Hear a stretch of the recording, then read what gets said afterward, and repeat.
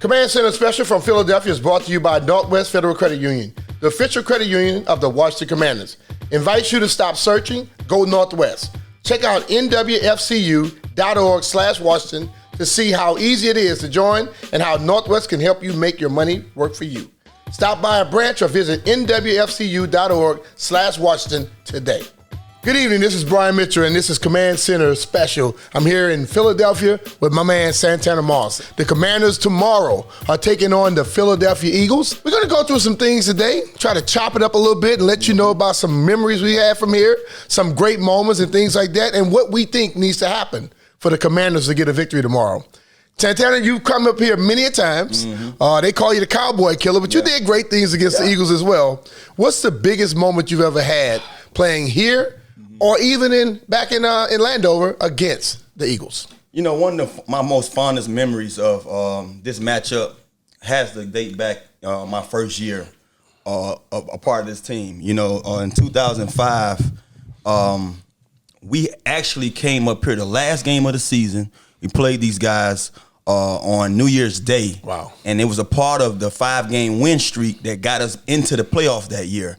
And I remember that game being special because we had beat them at home on, I believe, on a Sunday night game, and then we had to face them again, just come off a 4-game win streak, and we had to win this. We had to win that game to have a great slot in the playoffs, and we won it. But it was a hard-fought game, and it's one of those games where I don't even think I had a touchdown, but it was just one of my fondest memories, just knowing what it took for us to get in the postseason, and we was facing a good team, you know, in the Philadelphia Eagles back then. I think you take this thing back to I don't care how long you go. 1990, I started playing against this team, and then I ended my career up here playing for them. Yeah. But the ultimate thing is, I don't care how good a team was, the battles were always great. No doubt. You know, I can remember the body bag game. That's probably my biggest memory because everywhere I go, somebody remind me of it. We playing against them, and they hurt basically 9 people. Oh, man. And of the 9, I was backing up 4. And you was a quarterback that game? I ended up quarterbacking that game. I ended up returning punts that game. I ended up playing running back that game. So I had to do a lot of stuff. But the thing about it is, for me, and I'm very much like you, I know how competitive you are, they were so happy about how they were hurting people. Yeah.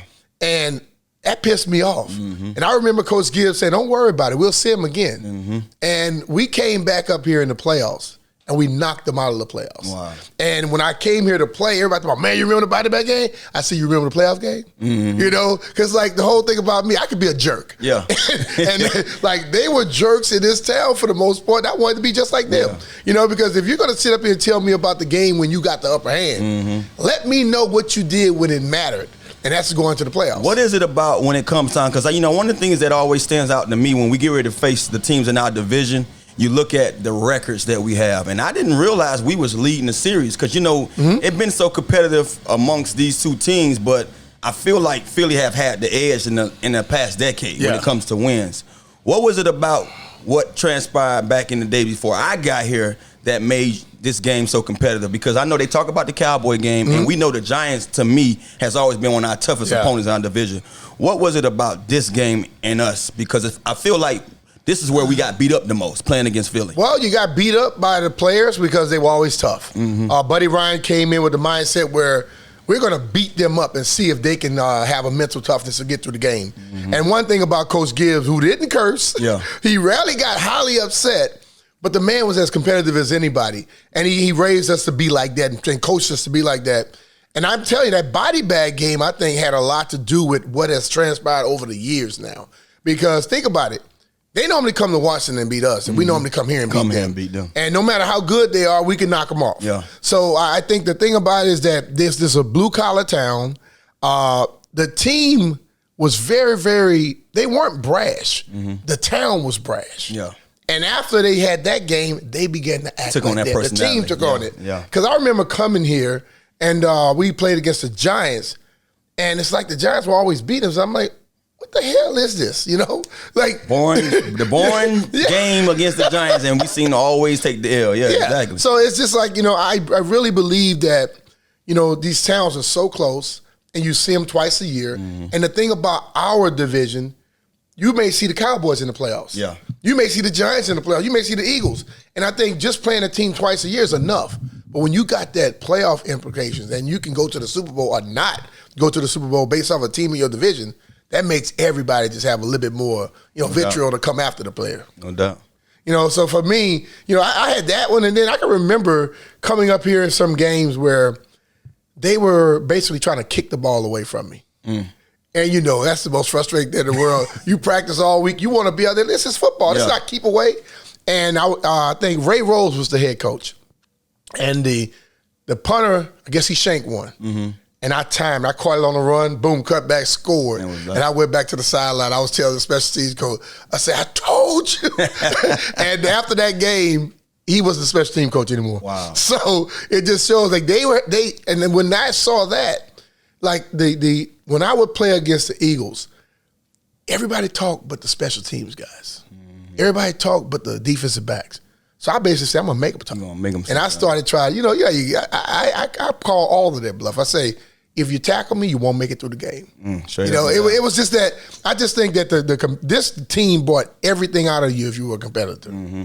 So I want to ask this question leading to this game this week against our team. Mm-hmm. Our team just come off a tough loss. Yeah. And I mean, it's one of those losses where you look at it and you say, man, you only can, force yourself. It's not like you went out there and just played the kind of game that we've seen that these guys played, the 2 games before. And although the Buffalo Bills, everyone kind of thought that the Buffalo Bills was a better team than us. How do you bounce back? Now you're facing the Eagles team that's what, 3-0. Yep. They might not be clicking on offense the way they was clicking last year, but they still putting up points. Mm-hmm. The run game seems to be second to none. It probably is second right now coming into this game. What is it that we have to do as a team to come out of Philly with a victory? Well, I think first of all we can't beat ourselves. Yeah. You look at the game last week against Buffalo. As bad as we had played, that game was 16-0 going into the fourth quarter. Mm-hmm. You mess around when you come out of the halftime and you had scored 7, you're looking at 16-7. That game goes anyway. And I think the ultimate thing in the NFL, I know you say it every week about win the turnover battle. We completely lost that. Yeah. Okay. And then when we lost it, I think what I look at football is this way: the team that gets the upper hand has control. Yeah. Because now that team can relax and settle into what they do best. And you watch what Buffalo did against us. Buffalo began to try to run the ball a little bit. Mm-hmm. Then they had Josh throwing the ball to Diggs, which they do every other play. On second chance routes, like, scramble drill. So almost. It made us press. Mm-hmm. And already we're a young football team. We have a young quarterback trying to get this thing. An offensive line that I don't think has got their chemistry completely together just yet. Yeah. So when you're trying to click on that, because everybody keeps saying, well, why didn't they stick to the run? Let's think about this. When we went for 4th and goal, 4th and 2 it was, or whatever, we lost yards. Yeah, lost yards. Because they were ready for it. So that's letting you know. Then when we started running later, they were more in prevent. Mm-hmm. They were trying to make sure we don't have no big plays against them. So, there was a lot of spaces for us. But ultimately for me, we go into this game and our defense steps up, because our defense is going to have a big game for us to get a victory here. If we can step up and kind of make Swift have to work, make the offense have to work, because their passing game, as you stated, is not up to par right now. Their running game is legit. Potent. This is where the 6 first-rounders have to step up and play. And just don't turn the ball over, and I think you got a chance. Because against a division rival, it's nothing like playing against another team from somewhere else, because you don't see them all the time. You don't see them all the time. I would liken it to Colorado went to Oregon and got embarrassed. Yeah. I think today they did better. Yeah, because they know that they see them enough. Speaking of defense, you're talking about our defense having to step up. Their defense is one of the best when it comes to stopping the run. Mm-hmm. And we're saying, I've been hearing all week, I'm pretty sure you heard it on your show, we need to run the ball more. I heard you telling folks, you don't necessarily need to run the ball more, and don't look at the yards that we did run well, because those was yards in the game where they were probably playing a little different defense. Okay, say for instance, we do go out there and have that approach early.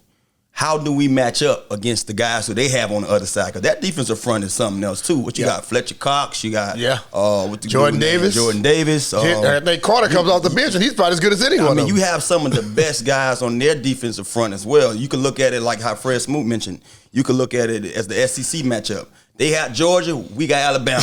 You know what I'm saying? So. Like, say for instance, we are trying to take this game and have the approach that we had last year. Last year, I feel like we ran the ball well when we played them up here and beat them in November. We ran the ball well, but we haven't showed that yet this year with this new offense. So do you think that's the approach against this team, trying to establish the run, or should we just like how, Logan Paulson talk all the time about Santana, it's not about just running the ball. Yeah. It's about sustaining those drives. True. Basically, any way you can to move the chains, whether we run a couple of times, dump a ball off of 2 here and there, hit a splash play, whatever it is going to be sustaining drives, that's, to me, gives you a better chance than trying to force the ball into one of our running backs' hands. I think if you sit up here and this is what I love about football, the fans can say what the hell they want to say. Yeah. Us in the media can say what the hell we want to say. Eric, Ron, and Jack, those are the people that got to come to the final say-so. Mm-hmm. And I played in his offense, and I understand why Eric does what he do a lot. Yeah. You notice a lot of the passes are sometimes trying to get the quick hit. Mm-hmm. And then early on you go down the field, and they do their zone or rezone or whatever. But the ultimate thing is, whether you're using the run instead of the pass or vice versa, you have to execute the play that you're calling. Exactly. And the thing about it, everyone said we should have stuck to the run. We weren't executing enough. We moved right down the field, got inside the 20, and we didn't get the points. Yeah. That's not the fact that we weren't running the football. It's just that we didn't execute in the end. And I think the ultimate thing for me is a lot of the short passes are extensions of the run in the West Coast offense. Yeah. And that's what Andy Reid would do, and I know that's what Eric does. For me, I think that we have to hit the plays when we need to hit them. Like last year, the ball hits Goddard, bounces, hits his foot. Yeah. Somebody's there to intercept it and run. Yeah. We made the plays when we needed to make them. And so many times I listen to people, and I get frustrated because a lot of people don't understand this whole game. But I don't want to say, you don't play the game. I don't want to be that guy. But ultimately, if this offense goes out and execute on the plays that are called, they can keep them off balance. Now, I think the Cardinals showed us the recipe. They was ready to stop a pass rushing team. Okay, they ran right at Michael Parsons. Yep. They ran right at Lawrence. Well, they got guys that like the pass rush. How many pass rushes like taking on a 320 to 330 pounder? And I think for the offensive line, they feel better when they're firing off instead of being passive. So I think you got to find a delicate balance into it because you can't run the ball 50 times, and you damn sure can't throw it 50 times, but you could get somewhere in between and see what happens. Yeah, I feel the same way. I think when it comes down to just establishing the run, you should try to get the ball and be Rob Hands a little more. I think he's a guy that's more than ready to carry the load. But I think also with just this offensive, setup, the way they have things going on right now, that's not the makeup of us right now. I do believe that we should try, at least. I mean, he needs more than 5 carries going into halftime. You can't see your star running back, and he's still averaging probably, 70 yards a pop, 70 yards a game this year already within 3 games. I feel like you do need to establish a run, but I think one of the ways that we can, if we do necessarily or don't try to establish a run, when we hit those plays, whether we run the ball or getting the ball out of our hands quick, we want to get those guys up front going side to sideline because those big guys, to me, I feel like we get those guys tired enough. Yeah. Then we got them playing into our wheelhouse. We got the advantage. Now we can stuff it at them a couple of times, but stuffing it at them and they ready for it. Nah, that's not going to be the recipe. See, that's why I kind of fight back when guys say we have to run the ball so much early because it's not about necessarily are you running it or passing it. Yeah. How many yards you getting on first down? Exactly. Okay, if you throw a pass and you get, young quarterbacks normally wait for the guy to get open. Veteran quarterbacks, you play with them, they throw the guy open. So when I drop back, if I don't see the guy, if I throw it to a space where I know he's going, he may show up and catch that ball. Yeah. Because normally the defensive back is looking at the receiver, and the receiver is looking at the quarterback. Yeah. But if you run the football, do you gain yards or lose yards? And I think that's what you have to come by because you don't leave away from it, but when you have the opportunity, because we had the ball first, we went down. If we score there, we now put them in a position because I learned now, I don't care how great the coordinators are. The team that gets the first touchdown normally now dictates to them because the next offensive coordinator is going to do what? Put it in the air, put it in there because everybody for some reason seems like they got to get it all at one big play. Yeah. And I think if they just find a way to whenever you get down there, at that point is where you have to be more cautious with the football. Turnovers in the red zone are the absolute worst. Yeah. And if we can avoid things like that and make sure we leave with points. If you can't get to 7, at least get 3. Don't leave with nothing at all. Speaking of our turnovers, you think about it. Last week, we had a lot of 4 interceptions, I believe he threw. Mm-hmm. And we come to this game, you're going up against 2 of the better defensive backs, and Bradbury and Slay. And Slay might be top 3 deep cornerback. Yeah, in the but league. Terry has his lunch with him. Terry eats him alive. You beat me to it. I was going to say, he eats him alive. Terry reminds me of how he gets up for Slay, how I got up for the Cowboys. You know what I mean? Like he had for some odd reason. I don't know what it is. And we've been talking about, finding ways to get Jahan active. And I've heard you mention saying, hey, he's not number 1. Terry's number 1. Mm-hmm. But even with that being said, if you really watch the film, like I watched all 22, and you see the guys, see some of the routes that's Terry running, it's not really the routes that we probably want to see, our big play guy having, but you want to see him get the ball more.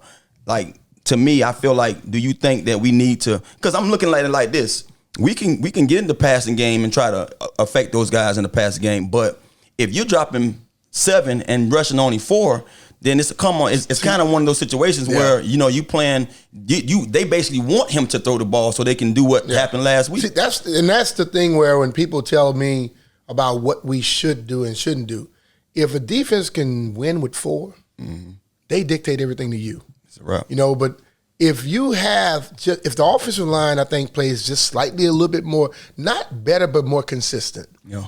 You allow a guy a chance with a strong arm than Taylor Heineke, who came in here last year in November and beat this team when they were undefeated. You now have a guy in Sam Howell who has a strong arm.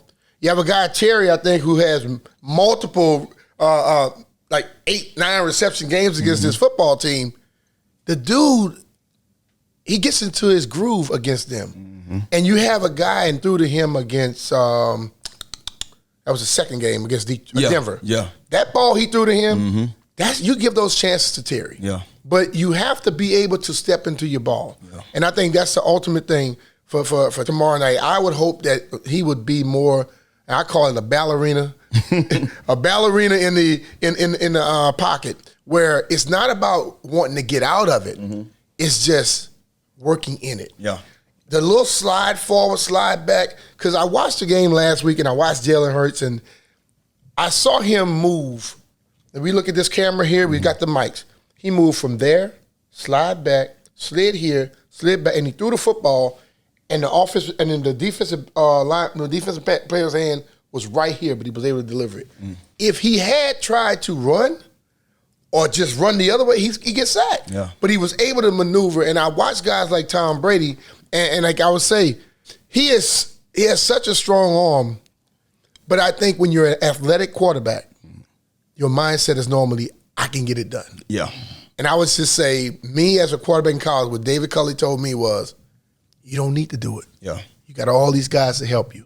And guys like Terry and Curtis and Jahan. And then you got B-Rob behind you. AG, Logan is going to be playing. Yeah, going to be playing. You have all those guys that can take that pressure off of you. And you just got to run the offense in a timely fashion and not think you got to wait for the big play. Because the little plays, multiple little plays, will open up the big play for you. No doubt. And that's my take on it. Like, as a receiver, when I'm watching them, I'm looking at Sam and saying, Sam, I get it. And I appreciate you because he's standing in the pocket for a reason. He's tough. He wants to throw that ball to the open. He wants that guy to get open.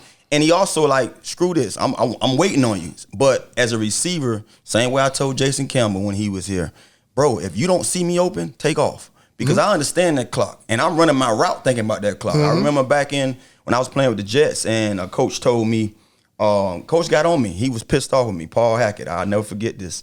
I ran a route in practice, and it was a dig route. It was a 16-yard dig route. So you had to run 16 yards, put your foot in the ground, and come back like a curl. That was our dig back then. So normally you can call a dig a 15-yard in, or you can call a dig a 16 and come back.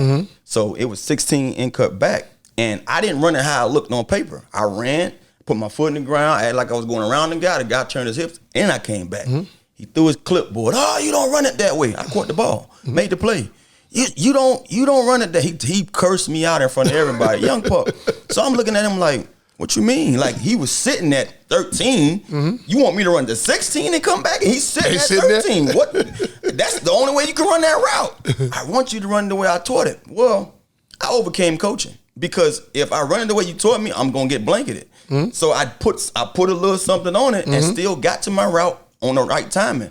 The reason why I bring that up, because half of the time it's about timing. Yeah. West Coast offense is about timing. Totally. When I was with the Jets, it was the West Coast offense. It was about timing. When I was in college, we had a timing offense too. And the things that I did with the Jets, I learned it in college because my college coach told me, Santana, I didn't teach you this, but you can do it because you have the speed to get there, do what you do, and still get to your spot. Yeah. So when I'm watching the game, I'm looking at the quarterback and I'm seeing some of the things he's waiting on. I'm like, you got to say, scratch that. Where's B? Where's C? And I got to go. You know what I mean? So fast forward, you spoke on Logan being back. I'm happy that he's back. Although we had, Cole Turner, who I believe is coming into his own. But I think Logan would be a big help too, because we know you was a quarterback one day. I mean, before, and I believe tight ends are quarterback safety nets. Those are guys you can always look for in the middle of the field. And I'm just hoping that this week going forward, knowing what we're probably going to see, the same kind of front, the same kind of back end, I'm hoping that he used the safety nets a little more and often. And I think if you get to in a rhythm of dumping it off in a swing passes, or with the guy over the ball, eventually those linebackers got to come up, and then you can hit those holes. You can hit those guys in the end cuts. You can get those openings in those zones that you need. So I feel like we have what it takes to beat these guys. We just got to go out there and get the job. Actually, this question, and I think we look at the offense and we understand that they're growing a lot. But defense is the person that's supposed to be leading this football team. What's most important? The offense plays a lot better, or the defense plays more dominant for them to get the victory? I think it's it go hand in hand. Yeah, I really do think it's go hand in hand. I feel like I want the defense to be the tone setter. To me, I really believe that our defense, like, if we paid this money for you guys to be who you are, let me see that. I need to see that. I need you to be the defense of the old days back when the steel curtain was here. Yeah. And we knew we was going to come see a defensive game from them, and then you're going to get a big play or two from Lynn Swan or somebody. I want to see that. Yeah. I feel like we had that kind of defense, and we had those kind of players here as a whole. So I would love to see the defense always be disruptive, always be dominant, always set the tone, have their hand on the ball at least twice a game. Do those things that big-time top 5 defenses do. Yeah. And then offensively, just score. Because we can score. We can move the ball. Yeah. We showed that. I mean, the last 4 or 5 years, we talked about stagnant offenses. We actually have an offense now that has moved the ball up and down the field. Yeah. And you know what I mean? So now we know we can move the ball, and it's not a big problem with the scheme, how we running things. Well, we might want to run the ball a little more. But I just feel like in order for us to win the way we want to win here with what we have, with our makeup, the defense have to start it. They have to be who they are. It's no last week. I can't see a last week game coming from my defense again. And I understand it wasn't the defense's fault that we lost that game. But even with that being said, they should have had Josh Allen on his back at least once or several twice. times. Yeah, several times. You know what I'm saying? And I saw that many a times. Like, for me, I asked the question I asked you because I know you were going to answer just like you did. You ask that question a lot of times, and most people feel like they have to choose one side or the other. Yeah. I feel teams win on football games when you have both sides and special teams helping you out. Yeah. And the ultimate thing about this team is the big dogs are the defense. We all know that. But offensively, you garner a lot of confidence in those guys when they do it. Mm-hmm. I want to see this team come out and start fast. Yeah. I don't care if the first play is a pass or run. You come out and you get positive yards. A 4-yard pass, a 4-yard run is positive in my book. Because if you get 4, you get 3, you go in 3rd and 3, you can do whatever you want in the book. Mm-hmm. And I look at it, a lot of people put the pressure on Eric, a lot of put the pressure on Jack. But ultimately for me, people that's getting paid the money to do this thing are the players. Yeah. And I understand we need coaches, but I always tell people, I've never seen a great coach without great players. Mm-hmm. I've seen a lot of great players without great coaches. Yeah. But I've never seen a great coach without great players. So these players have to understand, you were drafted where you were. Yeah. You're paid the money you're paid to be big-time players. Yeah. And I think it's just that time where all of a sudden, like you stated, you figured out a way to make the play work. Yeah. I've had coaches tell me, do it like this. I say, Coach, you are the coach. Mm-hmm. From Monday to Saturday. On Sunday, I'm the coach. I'm going to do what the concept of the offense says. Mm-hmm. But sometimes that doesn't work. Yeah. The player on that time, on Sunday morning, Sunday one at 1 o'clock, is not going to do what you had the player do on the card. So when he does something opposite, I got to adjust to make it work. And as long as it works, it's all that matters for me. Who would be the hero?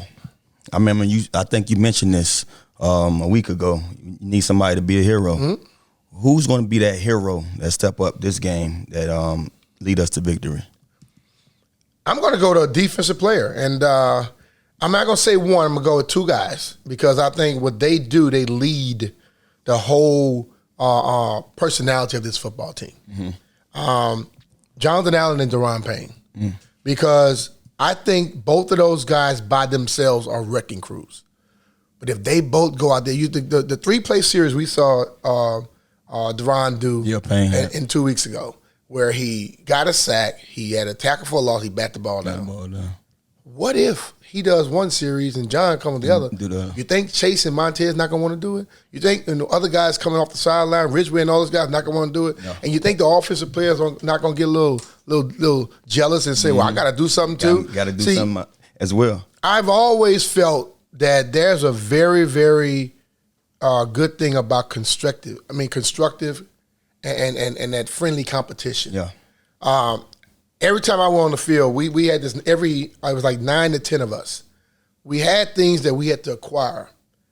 We'll put $100 in per person per week, and you had things you had to acquire to be able to win it. Mm-hmm. So if I had to get 170-something yards total offense, one guy may have to get an interception. The running back got to get 100 yards.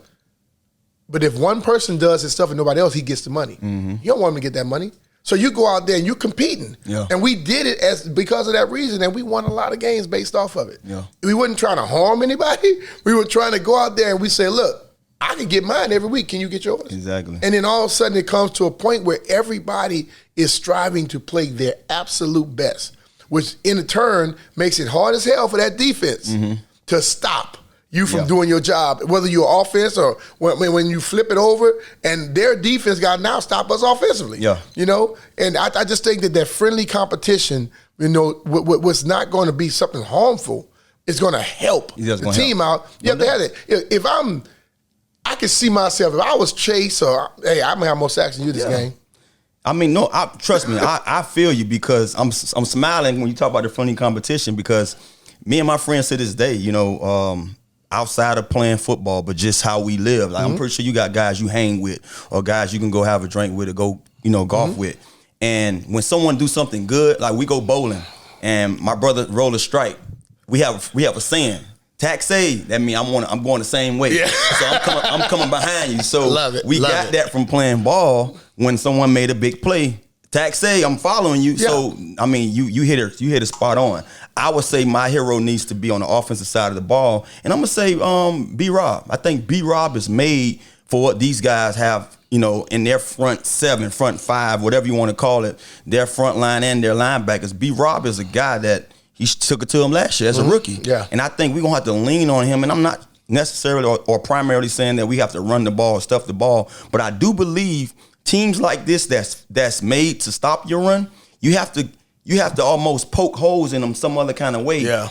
Then stuff it and shove it in them because now when you get them crippled, when you get them to the point to where they so tired, like we talked about stretching the field, making them run sideline to sideline, now you have them playing into your wheelhouse and now you can stuff that ball down them and say, okay, now we can keep converting these third downs, moving the chains, doing the things. But I think we can do that with B-Rob. And I think one of the things watching just from the past few weeks, B-Rob is in the game and out the game. He was almost playing less plays than he did 20 plays, I think, last week. Yeah, you see what I'm saying? So we have to find a way to implement him and also in the passing game. Yeah. He has to come in on the third down and say, okay, I'm going to be that back as well. I agree with that. I think that people look for him in the game. They say they're going to run it. He's going to run the ball. When AG comes in the game, they're going to throw it. Well, let both of them do the same thing. Mm-hmm. I think that throws the defense off a little bit. You know, but for me, I say this. This team has to understand when you work so hard to put yourself in a position. Mm-hmm. We've had several interceptions that were hit and dropped. I mean, hit in the hands and dropped. Jalen Hurts is giving people opportunities this year. Mm-hmm. And he didn't do it as much last year, but I think right now something is just off. If a ball touches the defensive player hand, come down with it. Got to come down with it. And offensive players, I don't care if you get the extra 2 yards. Make sure at the end of the play, you're turning it back over to the ref to put it down for us. Exactly. You know, what I'm trying to say is you have to capitalize off opportunities that you get. Bingo. You know, the football is hard. And, you know, last year they were the ones that turned the ball over, made the mistakes at the inopportune times. And we just have to do that. If we're smarter than them, have less penalties than them, and we win that turnover battle, as you always say, you win the football game. Big time. I don't care who they are or who you're playing against. If you do those 3 things, you win the game. I think that's a good way to close this thing out. I feel like if you go out there, talk about the turnovers, win that battle, and like I said before, you got Jalen Hurts who's playing phenomenally the last 2 years, but already coming into this game, in 3 games, he got 3 picks. Yeah. So that tells you offensively, he's not seeing it the same way. We've touched a lot of balls this year and haven't came down with them. So come down with those opportunities that we get. Don't give them the ball. We playing at their home. Go out there and take it to them. We got to have that kind of mentality. Yeah. And who knows? We should come away with a victory. And I believe this, okay? There's this offense and defense, both, even special teams. You have a game plan going into it. Why not have the attitude? I'm going to be the guy. Yeah. You know, and that I'm going to be the guy may take 15 more minutes tonight. Yeah. 15 more minutes in the morning to study what you have, and you may see something. I have gone in the locker room and started looking at stuff and pick up something I didn't see all week and go in the game and see it. And it made it, I had a big play off of it. I used to always be the guy where Jim Johnson, when I was here, would tell me, watch for the different fakes and stuff. So I had to learn what the defense was going against their offense. I would say, Jim, that guy hadn't been in the game. They try to do a play, we get him.